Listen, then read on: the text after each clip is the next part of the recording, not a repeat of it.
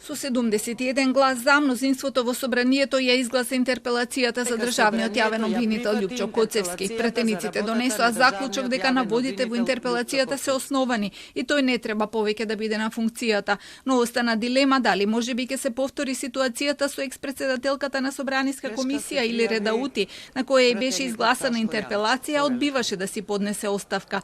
Коцевски, кој денеска не се појави во Собраниската сала да се брани од аргументите на подносителите, во писмен одговор тврди дека на оваа интерпелација не треба да и се дава третман како и на секоја друга ваква постапка за одговорност на политички функционер, затоа што е представник на третата власт. Пишува дека постапката за одговорност на јавниот обвинител е уредена со лекс специјалис, односно со Законот за јавното обвинителство и не предвидува можност за политичка одговорност каква што е интерпелацијата. Пишува и дека формулациите разноразни афери, низа скандали и хаотична состојба во начинот на функционирање на обвинителството се воопштени и со ништо не подкрепени и дека обвинителството постапува исклучиво според доказите. Подносителите од левица кои му забележуваат за селективност во Кочанската трагедија, за нечесен компромис со власта, непостапување за дивоградбите во Чаир и функционалниот хаос во вишото јавно обвинителство, му одговорија дека ги помешал лончињата.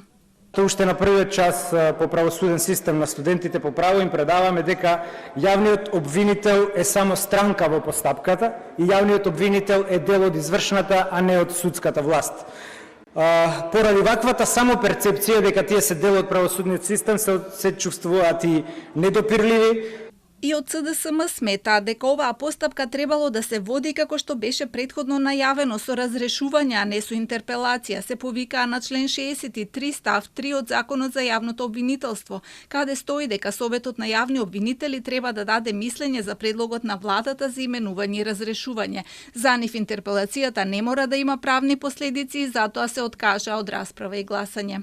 Овде зборуваме за човек од третата власт. Трета власт секако која по устав треба да биде независна. Тоа од една страна. Од втора страна, таа може, но и не мора да има правни последици. Дали ќе има правни последици, зависи од самиот функционер, во овој случај од јавниот обвинител, дали ќе поднесе оставка или не.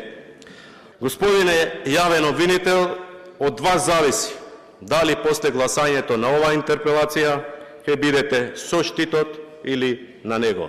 Од истите причини од Европски фронт не беа во салата за време на гласањето. Немаме потреба да го гласаме ни неговото разрешување, бидејќи правно не обврзувачки, бидејќи во друг случај, значи повторно ќе дојти пријателот на премиерот од неговиот потесен круг, кој ќе биде следен обвинител и можете да разберете какви црни денови не чекат нас во иднина. Од ВМРО ДПМН пак ја поддржа интерпелацијата.